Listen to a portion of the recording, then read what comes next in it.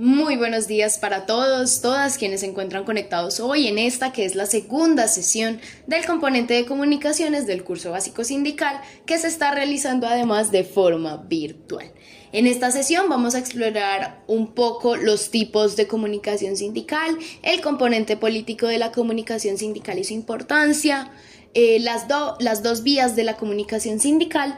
Y además vamos a ver uno de los canales o uno de los medios de comunicación que ha sido históricamente utilizado por los sindicatos y las organizaciones sindicales para comunicarse, no solo con la opinión pública, sino también para comunicarse con las personas que pertenecen a la organización.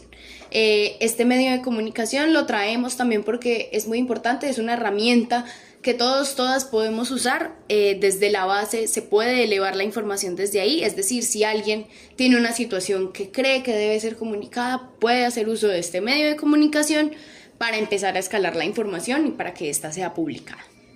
Entonces empezamos recordando un poco qué es la comunicación sindical y retomando lo que estábamos viendo en la sesión pasada, pues la comunicación sindical es este conjunto de herramientas, estrategias, acciones e ideas que utilizan los sindicatos para comunicarse, no solo con los afiliados, sino también con los agentes externos al sindicato. Como estábamos viendo en la anterior sesión, esta comunicación sindical utiliza todas estas herramientas, estrategias, acciones e ideas para comunicar cosas que van afín con los objetivos del sindicato, que a grandes rasgos es defender los intereses de los y las trabajadoras. Listo, ya teniendo eso un poco más claro, podemos pasar a los tipos de comunicación sindical. Hay 3 tipos de comunicación sindical reconocidos, que son la informativa, la formativa y la persuasiva. Digamos que los nombres ya nos dan una pista sobre lo que hacen, y sí, es muy sencillo, es una definición muy general, y es que la informativa, la comunicación sindical informativa, se encarga de transmitir toda esa información que es veraz, relevante y verificable para las personas pertenecientes al sindicato o para las personas externas. Por ejemplo, la realización de eventos, las noticias relevantes del contexto local, las noticias relevantes del contexto nacional, y ya. La formativa tiene que ver, por ejemplo, con estos espacios, es la creación de información y la transmisión de información que es relevante para formar una postura en los y las afiliadas. Y la persuasiva tiene que ver con la agitación y la propaganda. Pongamos un ejemplo muy claro, digamos, pronto es la marcha del 1 de mayo, entonces empiezan a sacar pastillas informativas sobre el 1 de mayo, se empiezan a sacar imágenes con la historia del 1 de mayo, imágenes con la relevancia del 1 de mayo, y también se sacan carteles, imágenes, notas invitando a las personas a participar de la marcha del 1 de mayo.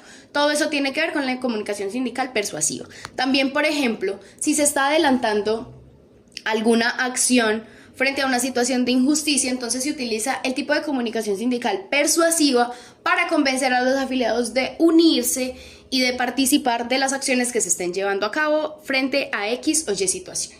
Entonces, recordemos, en la informativa es muy importante que la información sea veraz, verificable y relevante. La formativa tiene que ver con la formación de las personas, sobre todo en el área política, y la persuasiva tiene que ver con el llamado a la acción. Teniendo esto un poco claro y hablando de la acción, de la formación y de la información, pasamos al componente político de la comunicación sindical.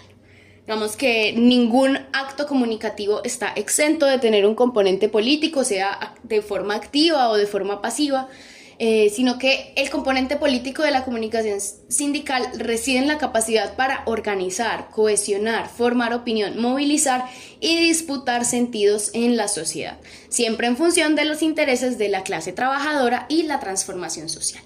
Esto tiene mucho que ver con que en Colombia, en América Latina y en el mundo se han vulnerado los derechos humanos de los líderes sindicales, de los líderes sociales, de los trabajadores y demás agentes sociales que han luchado por la transformación social. Y además, los medios hegemónicos de comunicación han cooptado la información y la han transmitido, digamos, muy desde su punto de vista, ignorando los otros puntos de vista que suelen tener una visión más amplia de las cosas. Entonces, el componente político también tiene que ver con la disputa ideológica con los medios de comunicación y divulgación hegemónica que han excluido a la masa trabajadora de la toma de decisiones informadas, porque lo que sucede, digamos, en Colombia es que los grandes medios empresariales tienen cooptados los medios de comunicación y comunican solo información que es relevante para esos grupos empresariales. Entonces, la masa trabajadora, el gran conjunto social, pues toma decisiones que no están del todo informadas. Entonces, la comunicación sindical busca hacer un contrapeso. Digamos que esta imagen lo ilustra un poco de cómo se manipula la información. Digamos, hace poco lo que pasó con Caracol, Revista Semana, respecto a la reforma a la salud y respecto a las EPS. Eso es una forma en la que los medios de comunicación manipulan la llamada, entre comillas, verdad. Y digamos que el componente político de la comunicación sindical, cuando se tiene claro y cuando se logra organizar, cohesionar a las personas a través de la comunicación, se pueden lograr grandes cosas como la creación de la Unión Sindical Obrera, que se creó en el siglo pasado, que es uno de los antecedentes más relevantes de organización sindical en el país. Y ya, digamos que la importancia reside en eso, en que cuando se da una comunicación sindical clara, con los componentes políticos claros, con lo que se quiere lograr claro, se pueden lograr grandes movilizaciones que lo que se espera es que lleven a la transformación social y a la transformación del contexto inmediato de los trabajadores. Pasamos ahora a las dos vías de la comunicación sindical, y es que hay dos vías, son muy claras, hacia adentro y hacia afuera, o sea, interna y externa. La interna o hacia adentro tiene que ver con lo que da contenido, estructura y cohesión a la base del movimiento. Suele utilizar un lenguaje más cercano y directo. Esto quiere decir que como digamos todas las personas que pertenecen a un sindicato se van formando, están en la capacidad de entender, digamos, no sé, el nombramiento de artículos, los derechos y demás, entonces se utiliza un lenguaje más directo frente a las cosas que están sucediendo. Y suele estar relacionado esta comunicación con procesos internos del sindicato y de la empresa donde se elabore. Entonces, por ejemplo, procesos de negociación, procesos de protesta y demás. Y la comunicación externa o hacia afuera suele elevar acción, voz y fuerza para y con el tejido social fuera del sindicato. Normalmente cuida la imagen institucional y la claridad para quienes no pertenecen al sindicato. Esto de cuidar la imagen institucional tiene que ver como con no solo convencer a las personas que pertenezcan, sino convencer a las personas de que, digamos, se está haciendo algo desde esa organización sindical. Y la claridad para quienes no pertenecen al sindicato es que se busca usar palabras que sean claras para todos y todas. O sea, digamos que es un poco como democratizar la información, no dejarlo en palabras rimbombantes o en palabras muy técnicas que excluyan a las personas o al tejido social de entender lo que está comunicando ese sindicato. Entonces pasamos aquí a dos ejemplos. Dice que es de Sintra Arauca, que es de los trabajadores de la Gobernación de la Arauca. El Sindicato de Trabajadores Oficiales y Empleados Públicos del Departamento de Arauca rechaza contundentemente cualquier tipo de violencia contra la mujer y se solidariza con la gobernadora del Departamento de Arauca, Indira Luz Barrios Guarnizo, tras el reciente ataque del que fue víctima cuando fue vulnerado su derecho a la intimidad. Claramente es un comunicado externo, es un comunicado a la opinión pública que se está dando respecto a una situación X o Y que no concierne solo a los integrantes del sindicato. Este segundo ejemplo dice comunicado interno. 15 de noviembre de 2023, estimadas socias y socios, nos dirigimos a ustedes para informarles sobre el proceso que fue comunicado oficialmente el día de ayer y que guarda relación con la integración organizacional entre Minera Caserones y Minera Candelaria. Como organización sindical hemos solicitado a la Dirección de Recursos Humanos una mesa de trabajo para evaluar la situación de nuestros asociados. Además, realizaremos en conjunto con el Sindicato de Supervisores de Caserones todas las gestiones necesarias para salvaguardar la estabilidad laboral. Estaremos en estado de alerta frente a esta situación.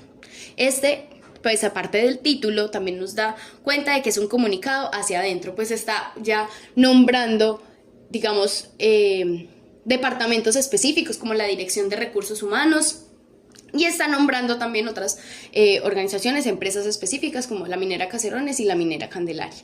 Digamos, está utilizando un lenguaje más directo y son cosas que conciernen normalmente solo a los sindicatos o a las personas que pertenecen a la empresa y no están afiliadas al sindicato. Y listo, pasando a la definición de comunicado, es que es una declaración, una nota, informe o parte que transmite información relevante para el conocimiento público. público de los afiliados o público de la opinión pública en general, y suele tener la siguiente estructura: el encabezado, que es el nombre del sindicato, digamos a veces los comités o secretarías que emiten, la fecha y el título del comunicado.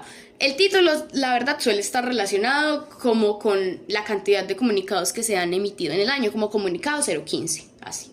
El cuerpo principal es la información clara y concisa sobre el motivo del comunicado. Por ejemplo,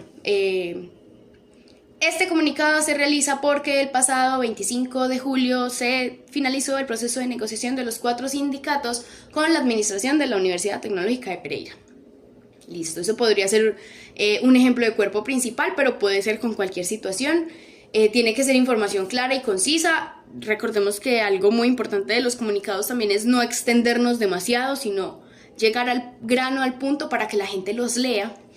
Entonces la tercera parte de la estructura suele ser el llamado a la acción, si aplica, o las instrucciones o solicitudes específicas, que estos tienen que ver normalmente con comunicados externos cuando se denuncia alguna situación. Entonces, por ejemplo, responsabilizamos a tal persona de la vulneración de los derechos humanos del sindicato o de tal persona perteneciente al sindicato, etc.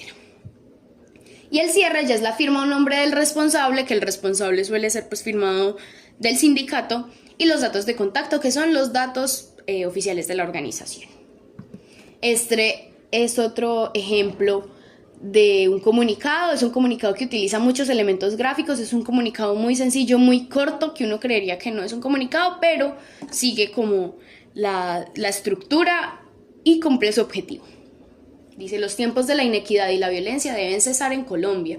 La democracia debe prevalecer. El voto del pueblo se respeta. Y si pueden observar la imagen, pues cuenta con todos los elementos que les estaba mencionando anteriormente. Es el título, el encabezado, el cuerpo, el llamado a la acción y pues la firma y los datos de contacto. Estos son otros ejemplos de comunicados. Les voy a dar unos segunditos para que los observen.